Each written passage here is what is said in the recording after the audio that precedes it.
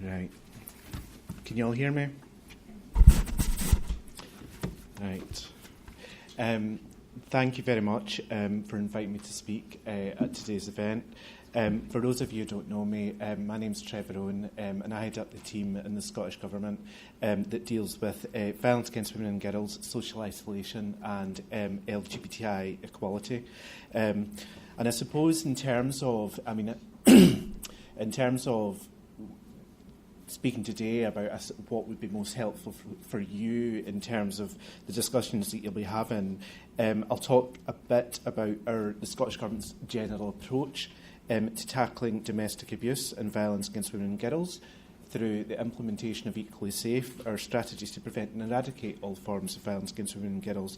So I want to, give you a bit of a flavour of that, but also, I think, recognising what Cedar is in terms of being a domestic abuse recovery programme. I'm going to try and really focus in on specific aspects of Equally Safe as they're relevant. We'll see how we go. Some of it will be more relevant than others. Because I suppose I walked into the room and immediately thought, there's several things that I probably want to mention here that I just think will be helpful for you to be aware of.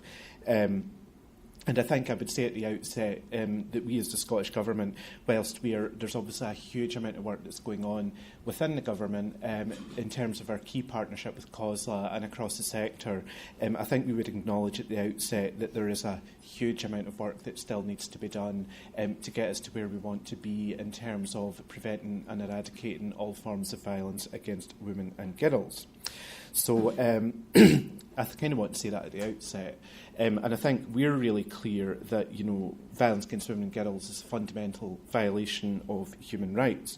And it's a shared responsibility of everyone, whether that be the government, whether it be public services, whether it be third sector organisations, whether it be wider society, to ensure that it's tackled.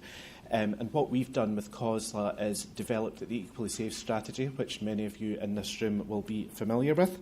My minister, Christina McKelvey, the Minister for Older People and Equalities, works very closely with Councillor Parry, both as co-chairs of the Joint Strategic Board for Equally Safe, to really ensure that the strategic ambitions of Equally Safe translate into meaningful action and make the impact that we all want it to make.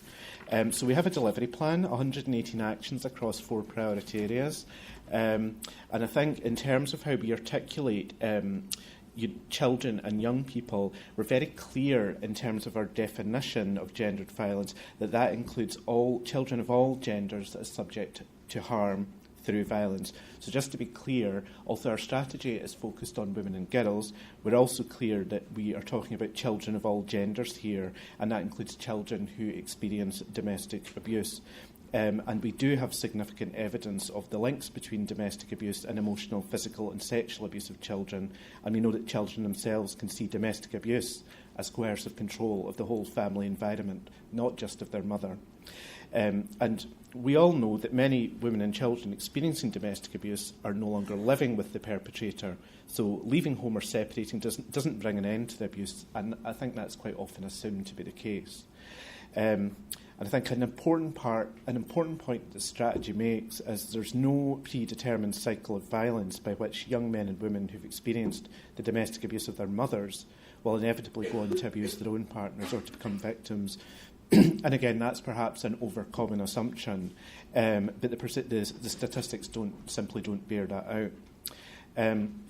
So I think just to really emphasise that violence and abuse, however that is experienced, impacts negatively on the life chances of children and young people, and that we need to be working closely with others to ensure that's addressed through the provision of effective support for survivors and for children at risk, and align that with a strong focus on prevention and early intervention.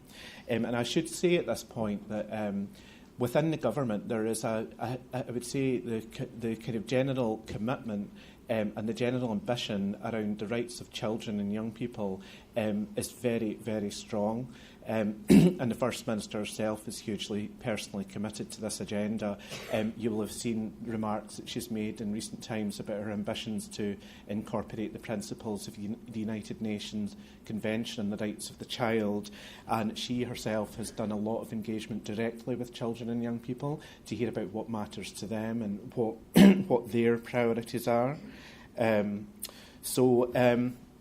Moving on from that, looking, I suppose, at the role of third sector specialist services and acknowledging that services such as yourself play a critical role in supporting women and children across the country. And I think the Scottish Government recognises the important work that you do day in, day out. We also recognise the challenges that you face as well. We are investing over £12 million per annum on various initiatives to tackle violence against women and girls, including direct investment in frontline services. We've moved that to a 3-year cycle to provide more stability and more certainty for the future for services. But I think we would definitely acknowledge that people feel things are tight. People really see the funding landscape as very challenging. That there is a feeling of fragility to the wider system that concerns many people, and that's one of the reasons that we're looking to undertake a review of the funding and commissioning for frontline services, and we're really keen for you and indeed others to feed into that directly and also through your Violence Against Women partnership, because your direct frontline experience is absolutely critical to ensuring that we get that right. Because I think we would acknowledge there is much more to do to ensure that mainstream and specialist services are fully equipped to respond to victims and survivors. We've done quite a bit of work in this area. We've worked very closely with the Improvement Service and COSLA. We produce quality standards for public authorities in dealing with victims of gender-based violence. We're doing quite a lot around capacity building in the sector at the moment, looking at training, looking at the steps we need to take to ensure that everyone understands the nature and the dynamic of gendered violence and domestic abuse, and that they're taking the right approach to that. And also trying, I think, really to encourage and foster the environment for a strong multi-agency approach. So guidance for local violence against women partnerships, trying to encourage local authorities and other local partners to engage and construct those partnerships in the right way and to support them. And we're also looking more generally at how we can embed effective structures to support high-risk victims of domestic abuse and their children. We're also doing a lot of work in the justice field. The Domestic Abuse Act, which commenced on the 1st of April, has already been mentioned. That's groundbreaking and a genuine reflection of the nature of domestic abuse, but also provides for the statutory aggravation that the accused committed the offence of abusive behaviour towards a partner or ex-partner in a way which involved a child, which takes us further in the right direction in that area.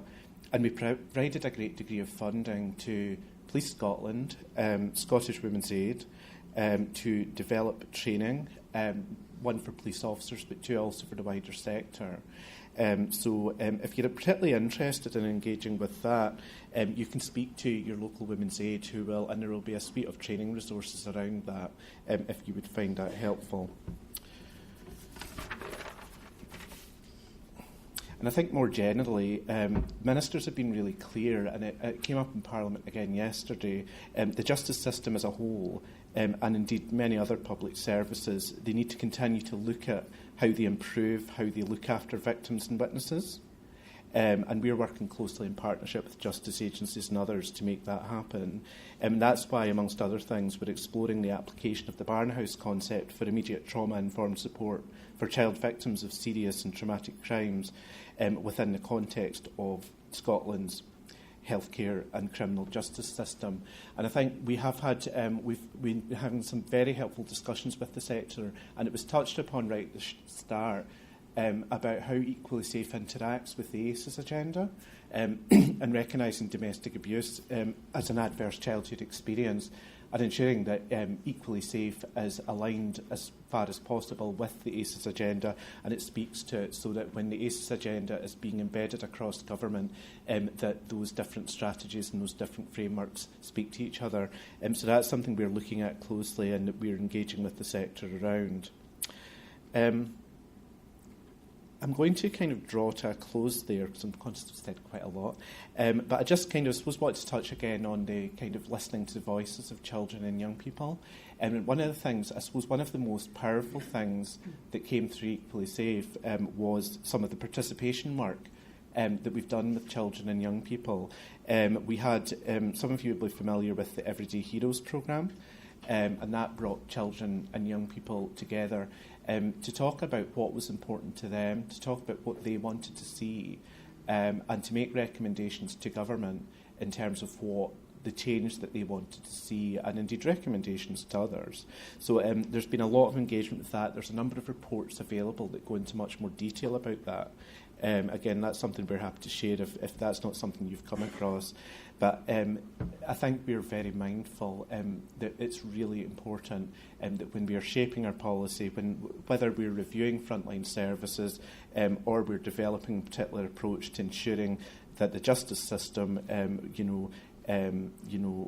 looks after child witnesses, that we are guided by and we consider and we are, very much have at the heart of the voices of children and young people.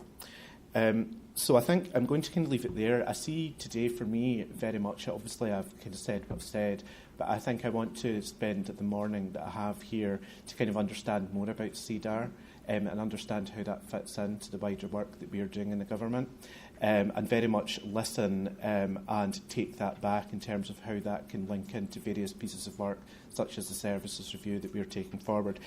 So without further ado, I will pass back and let you hand over to your next speaker.